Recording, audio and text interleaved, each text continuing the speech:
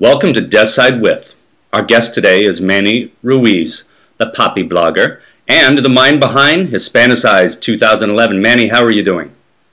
I'm doing great, Brian. Thank you for having me on your show. Thank you for being here. Why don't we jump right into it and talk to us a little bit about the upcoming conference, the dates, the how, the where, the when, the why behind the event. Sure.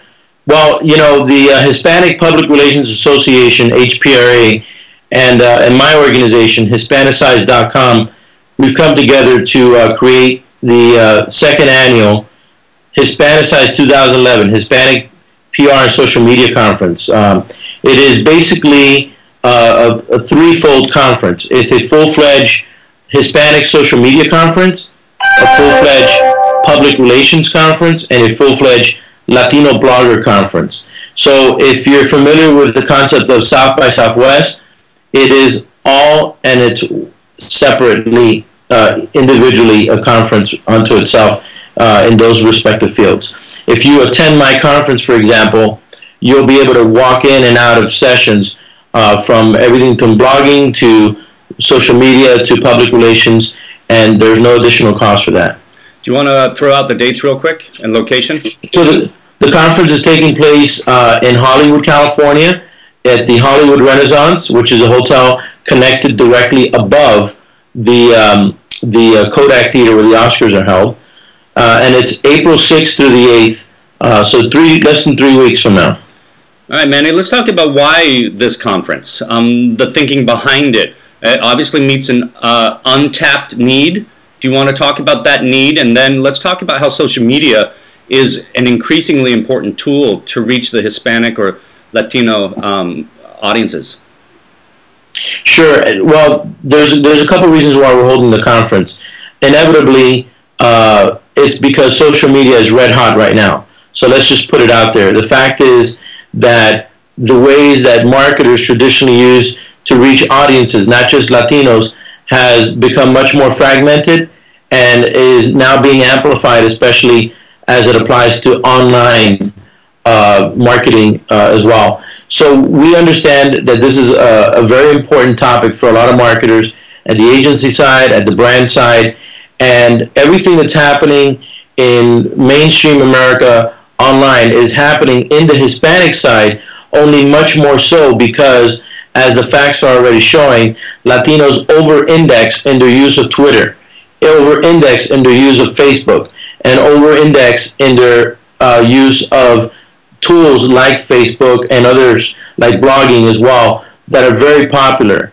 Latinos, for example, have a higher percentage usage. This is what an over-index means. It means that they have a higher percentage in terms of the number of Latinos that are online.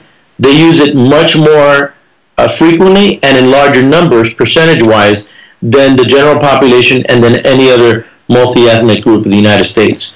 So those facts are really hard to combat, and that's why we feel that this is the time for marketers to understand how to reach Latinos through social media. Not to cherry pick anything from the event, but can you offer a few tips to our wider audience about our general marketing audience about reaching out to the Latino market via social media? What are some do's? What are some don'ts? And maybe some examples of brands that do it very well. Well, let's start off with the examples right now in the marketplace, and this is changing. One of the interesting things you'll see that's going to happen at the conference at Hispanicize 2011 is that some brands are going to use it basically to come out, if you will, in the Latino social media space. Last year, it was highlighted by a brand that so far is set the example, which is General Mills and their QueRicaVida.com platform. They are very actively, and this is some of the do's, actively think about engaging Latino bloggers. Yes, there are Latino bloggers, and there's a growing number of them coming online practically every week in every aspect, from not just the mom bloggers, there's tech bloggers, there's food bloggers, fashion bloggers, pretty much every segment that you would try to reach bloggers for in the general market are also applicable in the Hispanic side. I would say some of the other things to do is to consider how to properly build a social media audience using Twitter and Facebook. There are some nuances to that, and some of the nuances are that you can do some Spanglish, for example, outreach. Sometimes on these platforms, it's more acceptable because of the conversational nature of social media. So that's an interesting do that you wouldn't typically hear for anything else. And then some of the don'ts is don't think that they're not influential because they are. And the Latino bloggers, for example, themselves are becoming increasingly engaged by brands to do brand ambassadorships, to become the champions for certain brands as it applies to Hispanics. And they're getting on media, they're getting media coverage, they're being brought into the Today Show.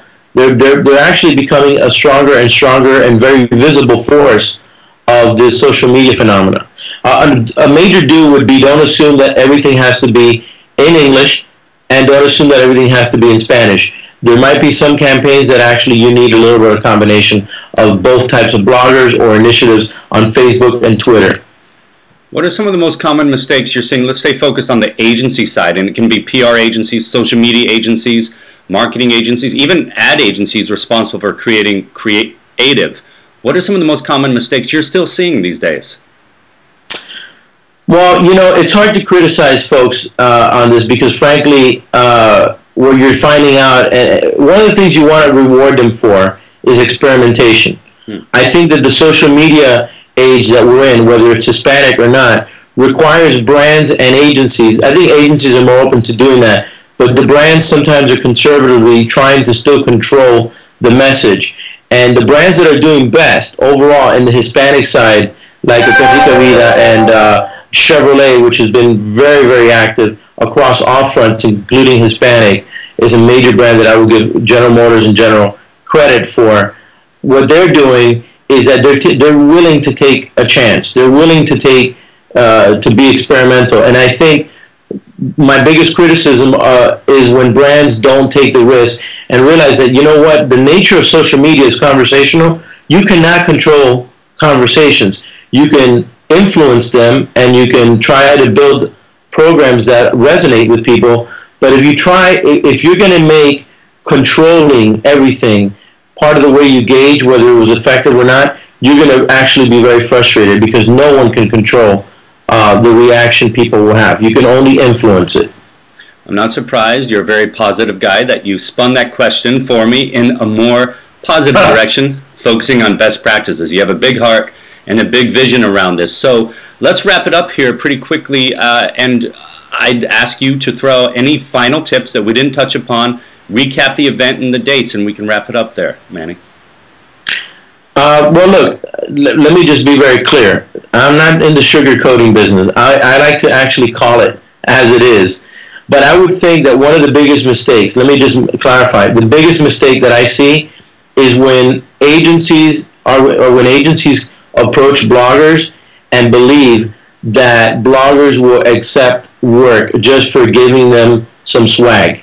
That is a big mistake, and sometimes some agencies do it to a degree that is quite alarming. And when it comes to doing that with influential bloggers, it'll backfire on them. So bloggers deserve, and many times often should be compensated in one way or the other.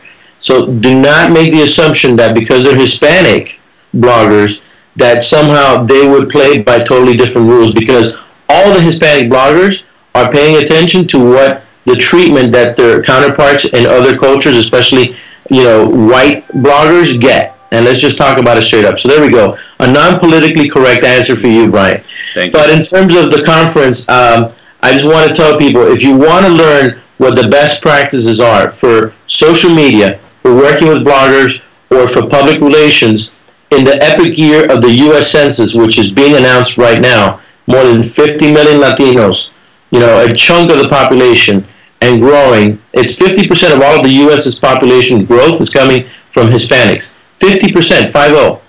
You ought to be paying attention to this, whether you're on the brand or you're in an agency side. This is going to continue to transform your world. Critical point. We'll wrap on that one. I could have opened with that, but I tend to back into the lead in these. So, Manny, thank you very much. Thank you for your time. I know you were at South by Southwest, and you have this conference coming up in April. We appreciate it, and stay close. Any URLs that you want to point our audience to, while we wrap it up. Well, absolutely. And by the way, Poppy Blogger is the nation's only Latino father blogger blog. So it's poppyblogger.com. I mentioned that one. But very importantly, Hispanicize conference is .com. And then for those that read Mashable and those type of outlets, we have something that's the equivalent of that. It's not related to them, but it's equivalent to that, and it's called Hispanicize.com. That's where you will get your good fix of what's happening in Latino social media, best practices, webinars, all of that is available. So those are 3 key URLs. Great. Thank you, Manny. And since Hollywood's my backyard, I will see you there. Thank you. Look forward to seeing you. All right. Thank you, Manny. Goodbye.